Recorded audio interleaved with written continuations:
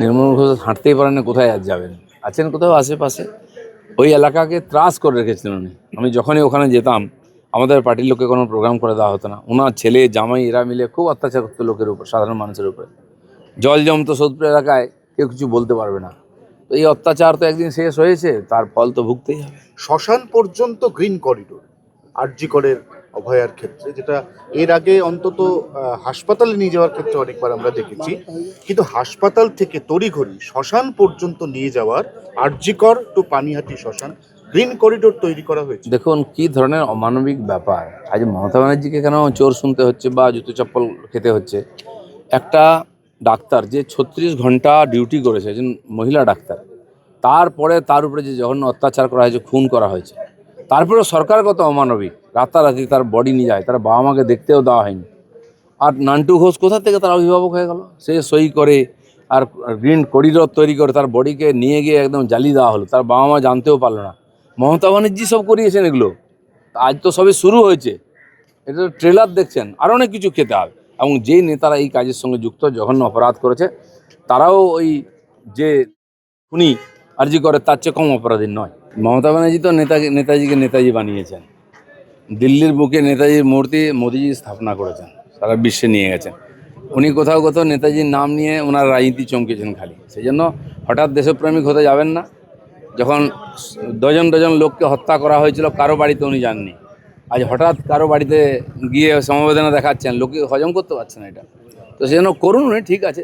তো চোর শুনতে হবে, এটা তো ঠিকই ছিল, পুরো পার্টিটাই চোর, আর ওনার নেতৃত্বেই চোরেরা বেড়েছে। তো কেউ যদি চোর স্লোগান দেয় তাহলে অসুবিধা, জয় শ্রীরাম বললে উনি জেলে ভরে দিতেন। আর চোর শুনতে কিরম লাগছে? না, উনি প্রাক্তন মুখ্যমন্ত্রী, তারপর উনি একজন মহিলা, উনি শ্যামবাজারে নেতাজিকে প্রাক্তন শ্রদ্ধা জানাতে এমএলএ এমপিরাই তো জেলে গেছেন, বর্তমানটা থোড়ি না যাচ্ছে। আর এরা সব ওনার অনুপ্রেরণায় কাজ করেছে। কেউ যদি বলে থাকে, শুনে নিন, একটু সহ্য করার ক্ষমতা বাড়ান। কোনোদিন সহ্য করলেন না কিছু।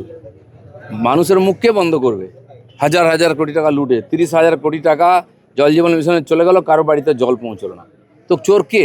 উনি তো মুখিয়া ছিলেন না।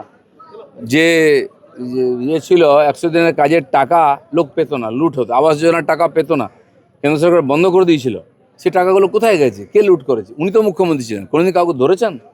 কোনো প্রধান ধরা পড়লে পার্টি তাকে শোকজ করতো, তার বিরুদ্ধে আইনি ব্যবস্থা কখনো হয়নি। কে শিখিয়েছে? তো চোরেদের রানী উনি, এটা তো সবাই জানে। আমি বলিনি, এটা কুণাল ঘোষ বলেছেন। তা আর যদি পাবলিক সেটা বলে, তো খারাপ কি আছে? এবার হচ্ছে দেবরাজ, 5 বছরে দেবরাজের মোট সম্পত্তি 100 কোটি, বাগুইয়াটি থেকে শুরু করে কালিম্পং পর্যন্ত সব জায়গায় উনি রিসোর্ট হোটেলের মাধ্যমে বিপুল সম্পত্তি করে ফেলেছিলেন।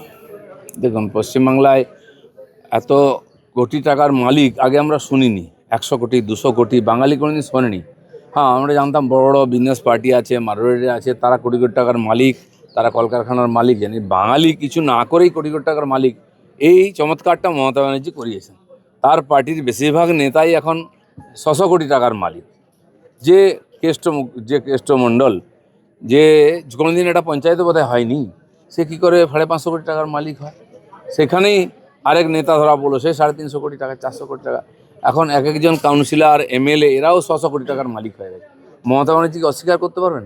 এর জন্যই তোমাকে আজকে এইসব কথা শুনতে হচ্ছে। তুলু মণ্ডলের বিরুদ্ধে রেড কর্নার নোটিশ। যেহেতু গায়েব আছে, পাওয়া যাচ্ছে না, কি পাচ্ছে না আমি জানি না, কিন্তু তো নিয়ম অনুযায়ী স্বাভাবিক নোটিশ জারি হয়েছে। যদি অন্য রাষ্ট্রে চলে যায়, তো সেখানকার পুলিশ তাকে খুঁজে বার করবে। ইডি তৃণমূল নেতা সব্যসাচী দত্তের তোলাবাদী 14 কোটি টাকা বাজেয়াপ্ত করলো। আমি বললাম তো, যে কোনো টিএমসির নেতার বাড়িতে যদি রেড করে 2-4 কোটি টাকা পাওয়া যাবে। কারণ এখন টাকা লুকোবারও জায়গা নেই। কোথাও পুকুরে, কোথাও বাঁশ ঝাড়ে, কোথাও কি বলে পাট ক্ষেতের নিচে লুকোনোর চেষ্টা হয়েছে, সেগুলোও বেরিয়ে যাচ্ছে। এত টাকা ঝেড়েছে, আর পশ্চিমবাংলাকে কাঙাল করে দিয়েছে। এরা তো এই নেতারাই করেছে। পানিহাটি শ্মশানের ফাইল খুলতেই নির্মল ঘোষ বেপা। নির্মল ঘোষ হাঁটতেই পারেন না, কোথায় আর যাবেন? আছেন কোথাও আশেপাশে। ওই এলাকাকে ত্রাস করে রেখেছিলেন উনি। আমি যখনই ওখানে যেতাম, আমাদের পার্টির লোককে কোনো প্রোগ্রাম করে দেওয়া হতো না। ওনার ছেলে জামাই এরা মিলে খুব অত্যাচার করতো লোকের উপর, সাধারণ মানুষের উপরে। জল জমতো সোদপুর এলাকায়, কেউ কিছু বলতে পারবে না। তো এই অত্যাচার তো একদিন শেষ হয়েছে, তার ফল তো ভুগতেই হবে। শ্মশান পর্যন্ত গ্রিন করিডোর আরজি করের অভয়ার ক্ষেত্রে, যেটা এর আগে অন্তত হাসপাতালে নিয়ে যাওয়ার ক্ষেত্রে অনেকবার আমরা দেখেছি, কিন্তু হাসপাতাল থেকে তড়িঘড়ি শ্মশান পর্যন্ত নিয়ে যাওয়ার আরজিকর টু পানিহাটি শ্মশান গ্রিন করিডোর তৈরি করা হয়েছে। দেখুন কি ধরনের অমানবিক ব্যাপার, আজ মমতা ব্যানার্জিকে কেন চোর শুনতে হচ্ছে বা জুতো চপ্পল খেতে হচ্ছে। একটা ডাক্তার যে 36 ঘন্টা ডিউটি করেছে, একজন মহিলা ডাক্তার, তারপরে তার উপরে যে জঘন্য অত্যাচার করা হয়েছে, খুন করা হয়েছে, তারপরে সরকার কত অমানবিক, রাতারাতি তার বডি নিয়ে যায়, তার বাবা মাকে দেখতেও দেওয়া হয়নি। আর নান্টু ঘোষ কোথা থেকে তার অভিভাবক হয়ে গেল, সে সই করে আর গ্রিন করিডোর তৈরি করে তার বডিকে নিয়ে গিয়ে একদম জ্বালিয়ে দেওয়া হলো, তার বাবা মা জানতেও পারলো না। মমতা ব্যানার্জি সব করিয়েছেন এগুলো, আজ তো সবে শুরু হয়েছে, এটা ট্রেলার দেখছেন, আরও অনেক কিছু খেতে হবে। এবং যেই নেতারা এই কাজের সঙ্গে যুক্ত, জঘন্য অপরাধ করেছে, তারাও ওই যে ধর্ষক খুনি আরজি করে তার চেয়ে কম অপরাধী নয়।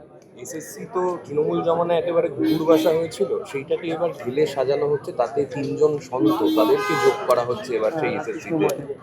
রামকৃষ্ণ মিশনের সন্তরা আজ রামকৃষ্ণ মিশনের যে স্কুল কলেজ চলে, যে কোনো স্কুল কলেজের চেয়ে ভালো শিক্ষা ব্যবস্থা খ্রিস্টান মিশনারিরা দেশে চালাতো, তার প্যারালাল হিসাবে রামকৃষ্ণ মিশন এখানে নয়, নাগাল্যান্ড মণিপুর পর্যন্ত পাহাড়ি এলাকায় পর্যন্ত গরিব সাধারণ ট্রাইবেলদের মধ্যে শিক্ষার আলো পৌঁছে দিয়েছেন। সেখানে শিক্ষা এবং তার যারা প্রিন্সিপাল আছেন, তারা এমনি খালি সাধু নয়, তারা সাধুর বেশে একজন তপস্বী, এবং তারা হচ্ছেন শিক্ষার বিশেষভাবে শিক্ষাব্রতী। সেই সব লোককে নিয়ে আসা উচিত, যারা কোনো দলে নয়, যারা কোনো দুর্নীতিতে নন, সবাইকে সমান দেখেন, তপস্বী। সেই সব লোক যখন সামনে আসবে, ভারতের উদ্ধার হবে। আজ বিধানসভায় বিশেষ অধিবেশন, 21,000 কোটি টাকা প্রসূতিদের দেওয়া হবে।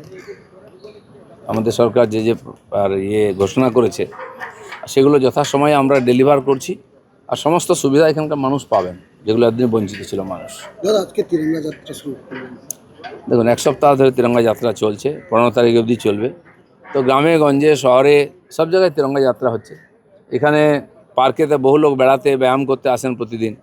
সারা বছর আমরা বহু অনুষ্ঠান, বিজয়া, দীপাবলি, ঈদ সবই হয় এখানে, এবং অন্যান্য সামাজিক ধার্মিক বিভিন্ন অনুষ্ঠান হয়। তো আজকে আমরা এখানেও সবাইকে নিয়ে তিরঙ্গা যাত্রা করলাম। সারা ভারতবর্ষের সঙ্গে পশ্চিমবাংলায়ও স্বাধীনতা দিবসকে নিয়ে খুব উন্মাদনা শুরু হয়ে গেছে।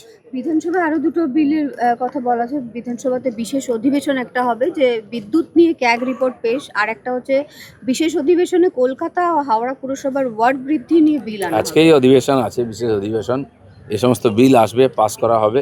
ডিলিমিটেশন যতক্ষণ না পুরো হচ্ছে, পশ্চিমবাংলায় আমরা পঞ্চায়েতকে ছোট করছি, বিডিও যে আছে ব্লক, তাকে ছোট করা হচ্ছে, আর যাতে প্রশাসনিক সুবিধা হয়। আমি সাজেশান দিয়েছি মাননীয় চিফ সেক্রেটারি, চিফ মিনিস্টারকে, যে জেলাকেও ছোট করুন। অলরেডি 5টা জেলা আমরা বাড়াচ্ছি, আরও বড় বড় জেলা আছে, সেগুলো ছোট করার দরকার আছে। ঠিক সেরকমই কর্পোরেশন মিউনিসিপ্যালিটিতে ওয়ার্ডও বাড়ানো হচ্ছে, যাতে প্রশাসনিক সুবিধা হয়। মমতা ব্যানার্জি তো নেতাজিকে নেতাজি বানিয়েছেন। দিল্লির বুকে নেতাজির মূর্তি মোদিজি স্থাপনা করেছেন, সারা বিশ্বে নিয়ে গেছেন। উনি কোথাও কোথাও নেতাজির নাম নিয়ে ওনার রাজনীতি চমকেছেন খালি, সেই জন্য হঠাৎ দেশপ্রেমিক হতে যাবেন না। যখন ডজন ডজন লোককে হত্যা করা হয়েছিল, কারো বাড়িতে উনি যাননি। আজ হঠাৎ কারো বাড়িতে গিয়ে সমবেদনা দেখাচ্ছেন, লোকে হজম করতে পারছে না এটা।